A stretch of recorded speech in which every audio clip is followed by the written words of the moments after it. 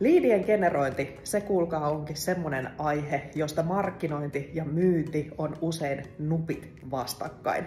Koska markkinoinnin mielestä niitä liidejä kyllä toimitetaan ja myynnin mielestä ne liidit on ihan... Mutta nyt sos, koska kuulostaa jälleen siltä, että markkinointi ja myynti elää siiloissa.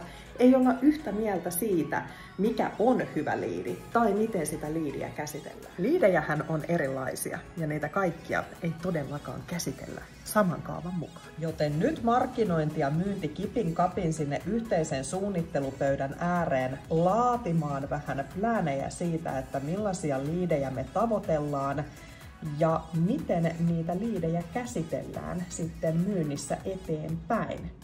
Ja tosiaan, miten markkinointi voisi mahdollisesti tukea myyntiä myöskin niiden liidien käsittelyssä, esimerkiksi sisältöjen avulla. Ja siitä se markkinoinnin ja myynnin hyvä yhteispeli alkaa.